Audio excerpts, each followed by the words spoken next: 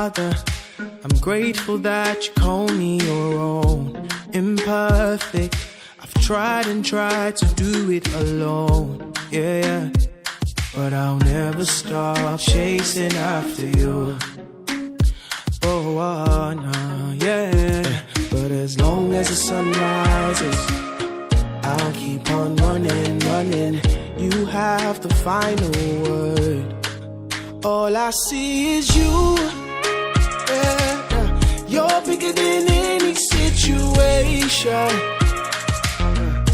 Even when I thought it was over. Lorsqu'il ouvre, personne ne peut fermer. En lui, la nuit changera. L'ombre de variation. Est-ce que tu peux acclamer le Dieu de Dieu, le roi de rois, le Seigneur, notre Sauveur. Il a fait venir pousser de terre. Est-ce qu'un victorieux peut acclamer le Tout-Puissant, la main cachée? Est-ce que tu peux acclamer le Dieu de Dieu, l'unique et le véritable Dieu, l'unique et le véritable Dieu? Oh, Jésus, Jésus, Jésus, Jésus. Jésus, Jésus, Jésus, Jésus, Jésus, Jésus, Jésus.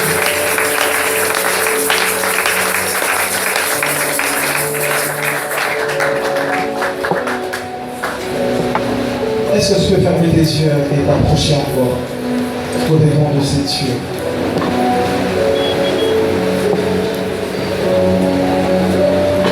Est-ce que tu peux encore t'approcher de ces dieux? Est-ce que tu peux encore t'approcher encore de ces dieux? Et te dire que ce Dieu est présent parmi nous. Nous sommes réunis ici comme de victorieux et qui doivent entrer en possession de leur victoire, vivre le bénéfice.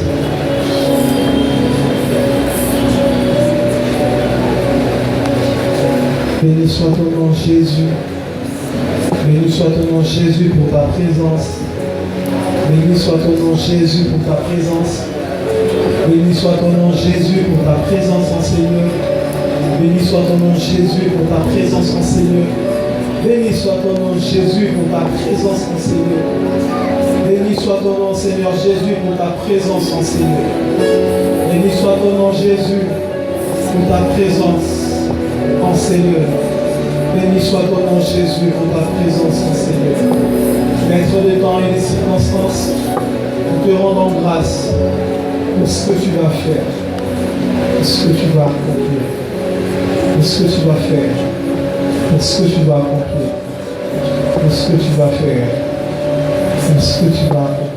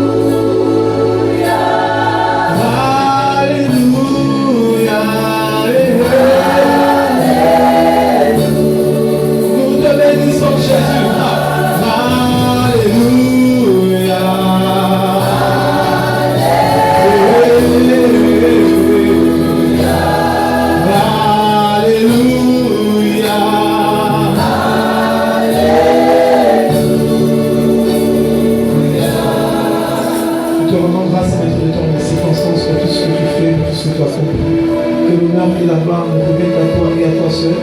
Notre Dieu Père, mon Seigneur Jésus-Christ, pour tout ce que tu fais, pour tout ce que tu vas faire, Père éternel, te rendons gloire parce que nous prends avec une ferme assurance que nous posséderons, que nous serons victorieux face à divers combats que nous sommes susceptibles à rencontrer dans nos vies. Que ton nom soit béni, exalté, glorifié au nom de Jésus.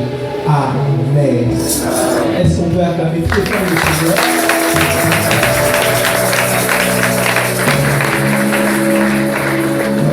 Amen. Grande est ma joie ce soir de me venir devant vous. Amen. Voilà, j'ai rendu grâce à Dieu, lui qui a voulu à ce que je me tienne devant vous. Je dis merci au Seigneur pour cette opportunité. Je dis aussi merci à la bergerie pour cette marque de confiance faite à l'égard de mon modeste personne. Merci papa. Je dis également merci à mon ami, à mon frère. Nous avons eu un parcours académique ensemble à l'UPC. Il fut mon aumônier. Amen. Amen. L'homme de puissance. Amen. Il opérait dans une dimension de puissance de manière très exceptionnelle. Amen. Amen. Et lui sont des personnes qui nous ont donné envie de servir Dieu à l'université et de craindre Dieu. Amen. Tant de ce qu'il est aujourd'hui, marié, donc voilà, on arrive. Amen. Je suis vraiment très content. Merci aussi à vous qui êtes là. Amen. Vous qui êtes là, vous avez sacrifié votre temps. C'est lundi aujourd'hui, c'est un jour ouvrable. Demain, certains doivent travailler. Mais vous avez mis Dieu au centre de tout et vous avez fait de Dieu votre priorité. Je crois avec une pleine assurance que Dieu que vous allez honorer ce soir finira par vous honorer. Amen. Je suis en train de dire que le Dieu que vous avez honoré ce soir finira également par vous honorer. Amen. Est-ce qu'on peut acclamer très fort le Seigneur? La victoire, selon Dieu. Amen. La victoire selon Dieu. Dis avec moi, la victoire selon Dieu. Alors, on va prêcher ensemble. Amen. De temps en temps, je vous demanderai de répéter. Juste pour... j'aime qu'on prêche ensemble. Amen. Nous sommes dans 1 Samuel chapitre 30. 1 Samuel chapitre 30. J'ai lu au nom de Jésus. On est là. 1 Samuel chapitre 30. On est là. J'ai lu au nom de Jésus. Lorsque David arriva le 3e jour à Tiglag avec ses gens, les Amalécites avaient fait invasion dans le Midi et à Tiglag, ils avaient détruit et brûlé Tiglag. Après avoir fait emprisonner les femmes et tous ceux qui s'y trouvaient, petits et grands, les femmes, petits et grands, ils avaient tué personne. Dis avec moi, ils avaient tué personne. Mais ils avaient tout emmené et ils s'étaient réunis en route. David et ses gens arrivèrent à la ville et voici elle était brûlée et leurs femmes, leurs fils, leurs filles étaient emmenés captifs. Alors David et le peuple qui était avec lui élevèrent la voix et pleurèrent jusqu'à ce qu'ils n'eussent plus de force de pleurer.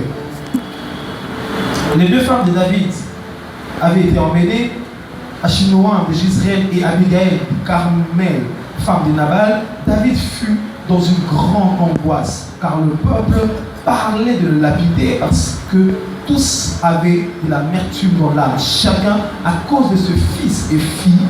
Mais David prit courage en s'appuyant sur l'Éternel son Dieu. Il dit au sacrificateur Abiatar, fils d'Achimélec, apporte-moi donc l'éphod d'Abiatar, apporta l'éphod à David, et David consulta l'Éternel en disant, poursuivrai-je ces troupes, l'atteindrai-je? L'Éternel lui répondit, poursuis car tu atteindras, et tu délivreras. Dis avec moi, et tu délivreras. Et tu délivreras. Et David s'est mis en marche, lui et ses 600 hommes, dis avec moi 600 hommes, 600 hommes, qui étaient avec lui. Ils arrivèrent au torrent de l'Essor, où ils s'arrêtèrent, ceux qui restaient en arrière. Au torrent de l'Essor, où s'arrêtèrent ceux qui restaient en arrière. David continua la poursuite avec 400 hommes. 200 hommes s'arrêtèrent, trop fatigués pour passer le torrent de Bessor. Dis avec moi, 200 hommes s'arrêtèrent. 200 hommes s'arrêtèrent. Ils trouvèrent dans le champ un homme égyptien. Ils le conduisirent auprès de David et ils firent manger du pain et firent boire de l'eau. Et ils lui donnèrent un morceau d'une masse de figues sèches et 2 masses de raisins secs. Après qu'il eut mangé, les forces lui révélèrent, car il n'était point pris de nourriture et point d'eau depuis 3 jours et 3 nuits. David lui dit: à qui es-tu? D'où es-tu? Il répondit: je suis un garçon égyptien au service d'un homme amalécite. Et voilà 3 jours que mon maître m'a abandonné parce que j'étais malade. Nous avons fait une invasion dans le midi des Kérésiens sur le territoire de Juda. Et au midi de Caleb, nous avons pris le Tiglath. David lui dit: veux-tu me faire descendre vers la troupe?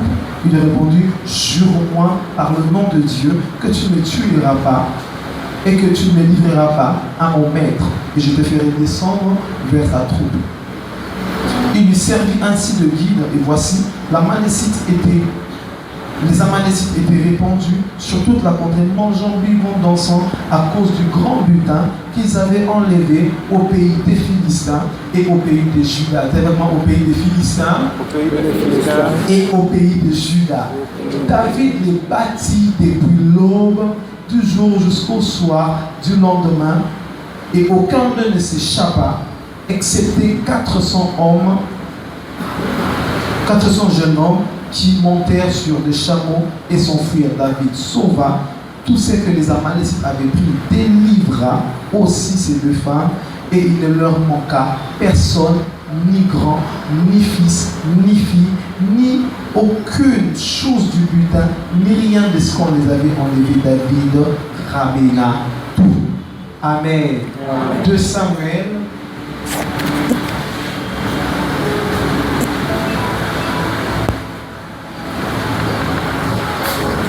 De Samuel chapitre 6. On va lire le verset 14. David dansait dans toute sa force devant l'Éternel, et il était saint d'un éphod de là. Amen. Est-ce qu'on peut acclamer très fort le Seigneur pour sa parole? Voilà, c'est assez long. Amen. C'est pas grave. C'est juste pour nous mettre au bain de l'histoire. Amen. La victoire selon Dieu. Moi, je crois avec une grande assurance qu'il y a aussi des victoires selon les hommes. Amen. Il y a des victoires selon les hommes. Ici, nous sommes face à 2 types de victoires. Premièrement, quand les Amalécites sont passés, la Bible dit qu'ils ont tout pris, ils ont tout arraché, ils ont pris les femmes, les enfants, ils sont partis avec. C'est-à-dire, eux aussi avaient gagné, ils avaient eu une certaine victoire. Mais lorsque David revient, il prend tout. Amen. Cela nous montre déjà que la victoire que nous avons, selon les hommes, est une victoire qui est éphémère. Je parle à quelqu'un. Vous savez, celui qui a des records en saut, en course de 100 mètres, ces records finissent toujours par être battus. Pourquoi? Parce que c'est une victoire selon les hommes. Ceux qui ont remporté la Coupe du Monde 4 ans passés ne sont pas ceux qui l'ont remporté aujourd'hui, parce que c'est une victoire selon les hommes. À chaque fois que tu chercheras à vaincre avec tes potentiels, avec tes capacités, ta victoire sera éphémère. Je parle à quelqu'un? Mais nous, depuis que Dieu a fait de nous plus que vainqueurs en Jésus-Christ, jusqu'à ce jour, personne ne peut nous arracher cette victoire. Parce que ça, c'est une victoire selon Dieu. Est-ce que je parle à un vainqueur? Est-ce que je parle à un vainqueur? Et ici, il est question d'un homme, il s'appelle David. Dis avec moi David. La Bible dit, David arrive 3 jours après, il se rend compte que ses enfants, le village avait été brûlé. On a tout pris. On a pris les femmes, les enfants, on a pris tout ce qu'ils avaient comme bien, ils ont pris tous les butins et ils sont partis avec. Et lorsque David arrive, David se rend compte que le village était brûlé et qu'on avait tout pris. On a tout enlevé. Et la Bible dit que David s'est mis à pleurer. David s'est mis à pleurer parce qu'il ne savait pas qu'est-ce qu'on avait fait à sa femme. Il ne savait pas qu'est-ce qu'on avait pris. Il s'est mis à pleurer. La Bible dit, il s'est mis à pleurer au point où ils étaient épuisés. J'aimerais dire à quelqu'un que tu ne résoudras jamais tes problèmes par les pleurs. Yes. Personne ne peut résoudre ses problèmes en pleurant. J'aimerais dire à quelqu'un, à chaque fois que tu pleures, tu n'avances pas. J'aime toujours dire aux jeunes que Dieu, ça lui fait plaisir. Ça lui fait plaisir lorsqu'on l'adore, lorsqu'on le loue. Et le diable, ça lui fait plaisir lorsqu'on pleure. Et à chaque fois que tu pleures, c'est comme une énergie que tu es en train de donner au diable de te faire encore plus le mal. La Bible dit s'est mis à pleurer au point où ils étaient fatigués. Jusqu'à ce qu'un homme vienne. David s'est levé, il s'est dit non. Je ne veux plus pleurer. Parce que la Bible dit que le peuple a tellement pleuré, les soldats de David ont tellement pleuré qu'ils étaient même prêts à lapider David. Et la Bible dit que David s'appuya en l'Éternel. Et est-ce que quelqu'un m'entend? Est-ce que je parle à quelqu'un? Vous savez, il y a deux choses qui nous poussent à aller de l'avant. Deux choses qui nous poussent à aller de l'avant. Premièrement, c'est notre objectif. C'est la mission, c'est la vision que nous avons.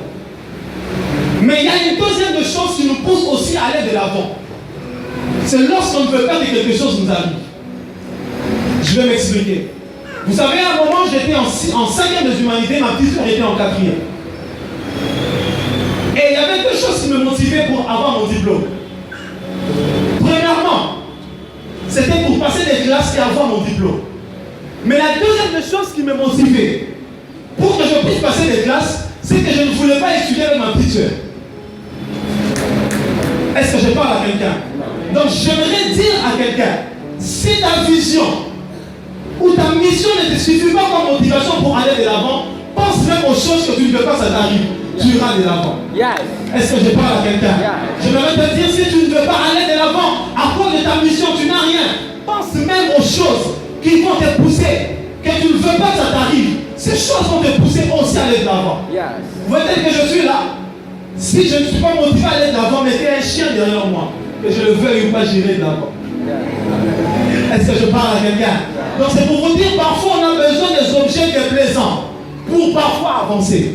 Dieu parfois il met à côté de nous des choses que nous n'aimons pas pour avancer.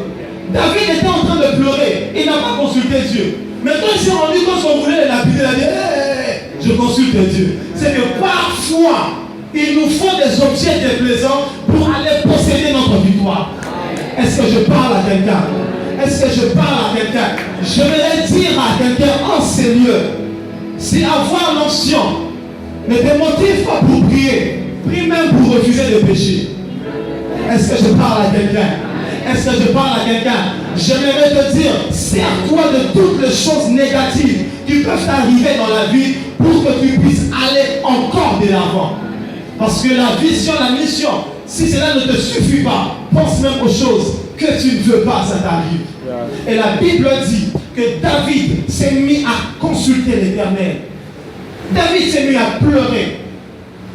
Lorsqu'il a pleuré, il a dit fin, c'est fini. Je consulte l'Éternel. Parce qu'on ne peut pas régler nos problèmes avec les pleurs. On ne peut pas accéder à la victoire avec nos pleurs.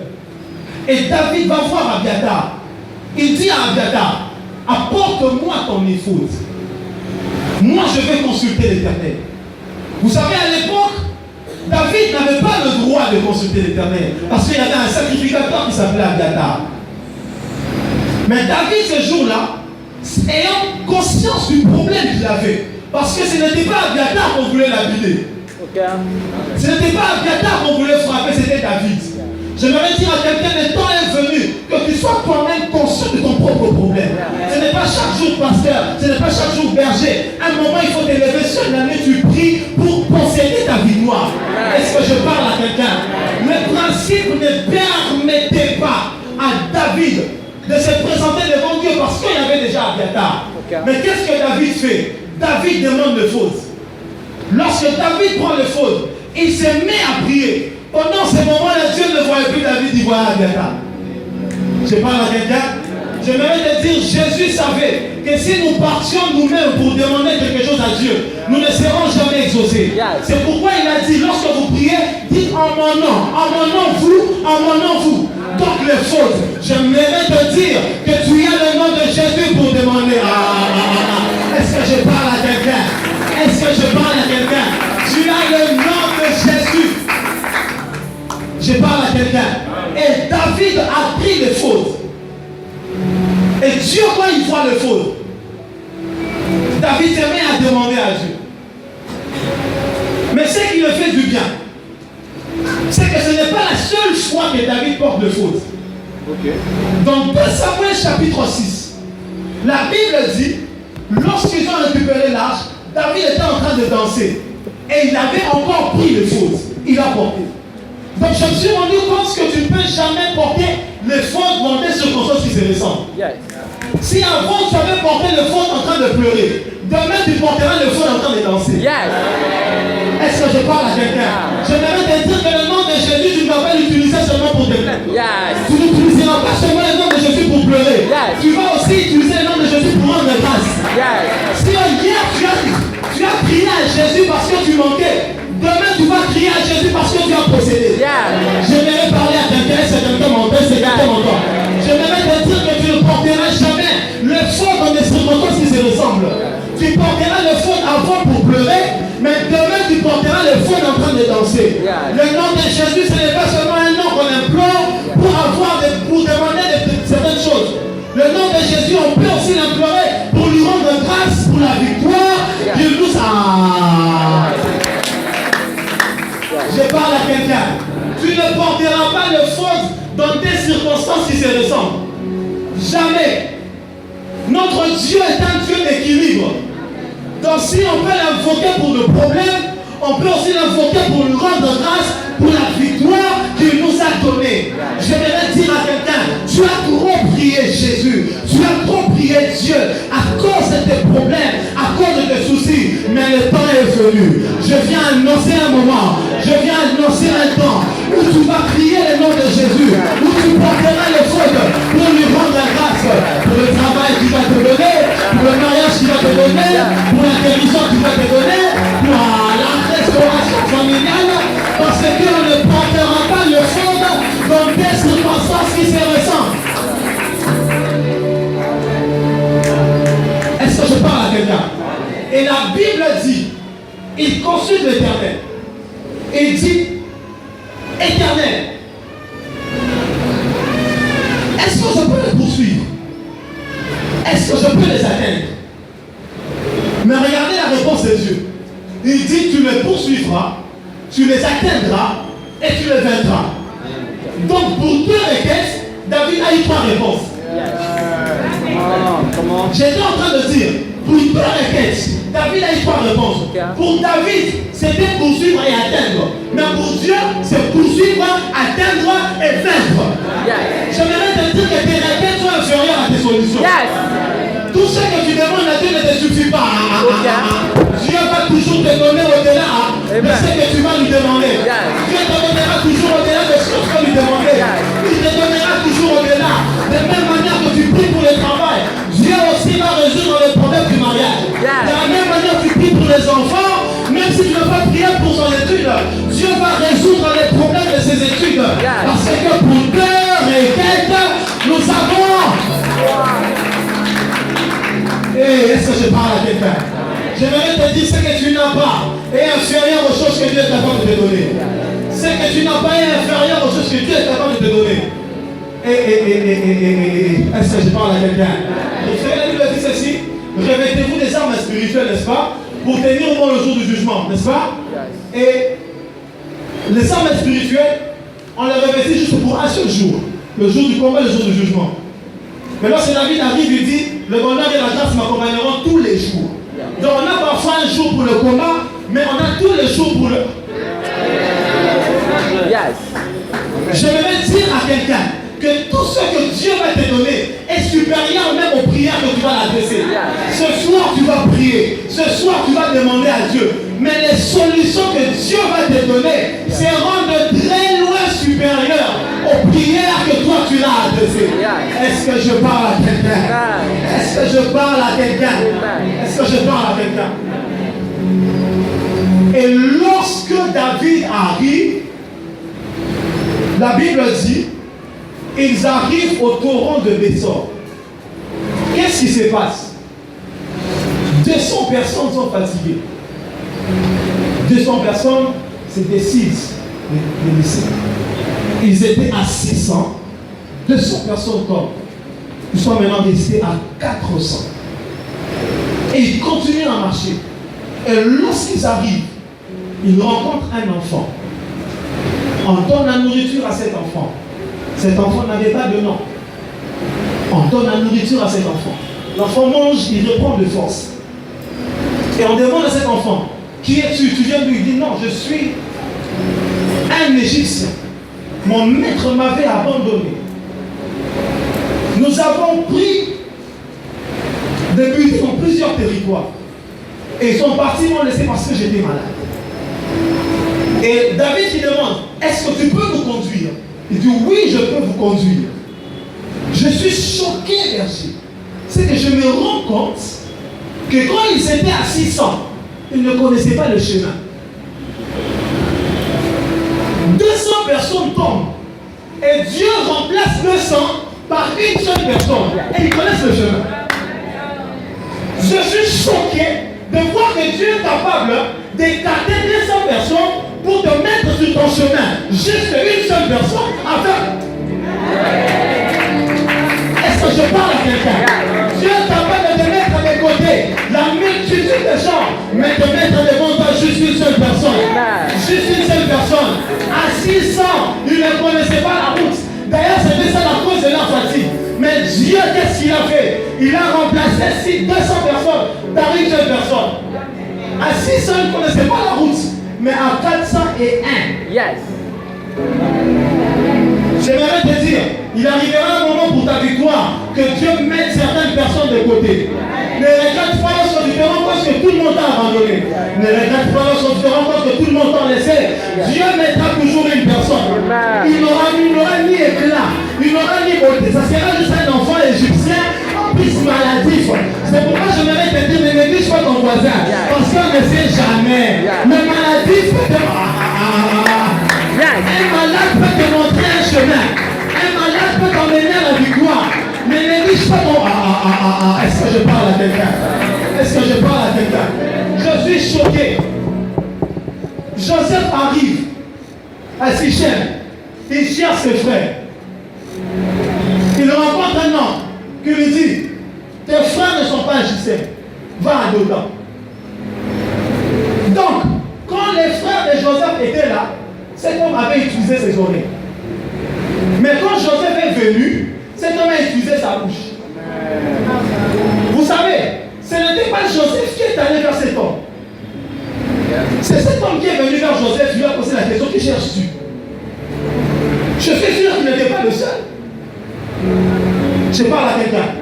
En principe, c'est celui qui est perdu qui demande le chemin. Mais avec Joseph, c'est celui qui est perdu, c'est à qui on vient montrer le chemin. Est-ce que je parle à quelqu'un? J'aimerais te dire de la même manière on avait emmené David cette personne. Toi aussi tu ne chercheras pas la bénédiction. Ça viendra vers toi. Ces personnes-là tu ne les chercheras pas. C'est eux qui viendront vers toi. Tu ne les chercheras pas. C'est eux qui viendront vers toi. Et est-ce que je parle à quelqu'un? Est-ce que je parle à quelqu'un? Et la Bible dit, je vais finir. Lorsqu'ils rencontrent, lorsqu'ils arrivent, ils se rendent compte qu'ils étaient en train de danser. Ils étaient contents. Mais j'avais une précision. La Bible dit qu'ils étaient contents des butins de Juda et des butins des Philistins. Donc, ces gens-là, quand ils sont venus, ils n'ont pas seulement pris à David de butin. Ils ont même pris les Philistins. David, quand il est bas, il prend tout. Il prend ce qu'elle en avait pris et il prend ce qu'ils ont pris chez les filles. Donc je suis venu, mais je me suis rendu compte. Certaines pertes investissement pour accroître nos... Permets-moi de prêcher, permets-moi d'avancer. Est-ce que je peux avancer? Donc tout ce qu'il faisait, il travaillait pour David. Ne regrette pas les certaines choses que toi tu as perdues. Dieu s'arrange lorsqu'il va te donner la victoire, que tu aies même au-delà. Il travaille pour toi. Berger, il y a eu 10 plaies en Égypte. La première plaie, c'est l'eau qui était changée en sang. La deuxième plaie, si je ne me trompe pas, c'était les grenouilles. N'est-ce pas? Mais j'aime un détail. La Bible dit, lorsque Aaron frappe le bâton et que les grenouilles sont sorties de l'eau, la Bible dit que les magiciens de Pharaon firent autant. N'est-ce pas? C'est-à-dire, si Dieu avait envoyé 1000 crapauds, les magiciens de Pharaon faisant autant, et aussi ils ont envoyé 1000 crapauds, c'est autant. Autant qui signifie égal. On est là? Si Dieu avait envoyé 1000 crapauds, les magiciens de Pharaon faisant autant, et aussi ils ont envoyé 1000 crapauds. Or, l'objectif de Dieu, ce n'était pas d'avoir une usine. L'objectif de Dieu, ce n'était pas d'avoir un zoo de crapauds. L'objectif de Dieu, c'était de dévaster. Donc, quand ils font autant, c'est-à-dire qu'ils facilitent à Dieu la dévastation. Si un travail devait faire 30 minutes, ça ne fera plus 30 minutes, ça va faire 15 minutes. Parce qu'ils ont fait autant. Et ils l'ont fait pour impressionner, mais ils ne savaient pas qu'en le faisant, ils facilitaient Dieu. Je suis en train de dire à quelqu'un que tous les mal qu'on est en train de te faire, on te facilite. On te facilite. Plus on te fait du mal, plus on te facilite. C'est pourquoi tu vas te rendre compte. Plus il y a de combat, plus tu as plus de gens dans la prière. Parce que on te va. Dis avec moi, on me facilite. On me facilite. Tout ce que le diable a fait, il te facilite. Ils ont fait autant. Est-ce que je parle à quelqu'un? Est-ce que je parle à quelqu'un? Je suis venu dire à quelqu'un en ce jour, ne regrette pas de choses que tu as perdues. Ne regrette pas de choses que tu as perdues. Dieu te donnera la victoire. Dieu te donnera la victoire. Je répète encore, Dieu te donnera la victoire. C'est pourquoi vous allez vous rendre compte. On est face à deux personnes qui ont perdu. Il y a David qui a perdu avec Dieu. Mais on a aussi les Philistins qui ont perdu sans Dieu. Et là, la différence se place. Que lorsqu'on perd avec Dieu, on gagne même plus que ceux qui ont perdu sans Dieu. Le problème, ce n'est pas échouer. Le problème, c'est d'échouer avec Dieu. Et lorsqu'on échoue avec Dieu, on investit. Lorsqu'on échoue avec Dieu, on investit.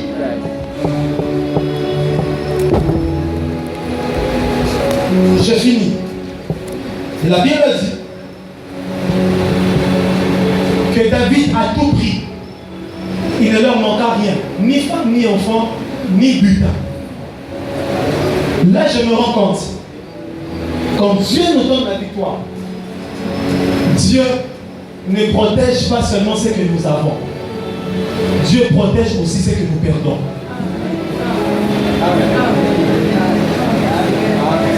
Je répète encore. Dieu ne protège pas seulement ce que nous avons. Dieu protège même ce que nous avons perdu. Je suis venu dire à quelqu'un, même lorsque tu te rends compte que ton fils n'est plus ce qu'il était, même là où il est là, Dieu le protège. Un jour il revient.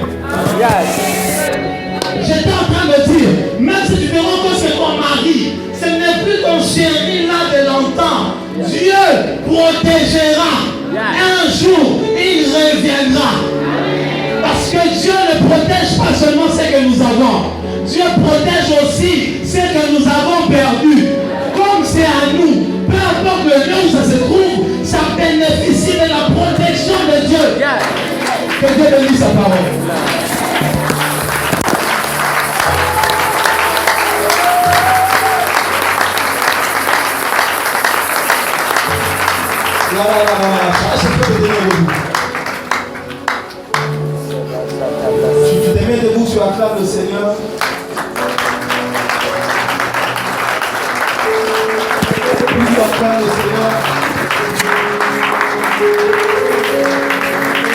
tu acclames le Seigneur. Tenez debout, tu acclames le Seigneur. Tenez debout, tu acclames le Seigneur.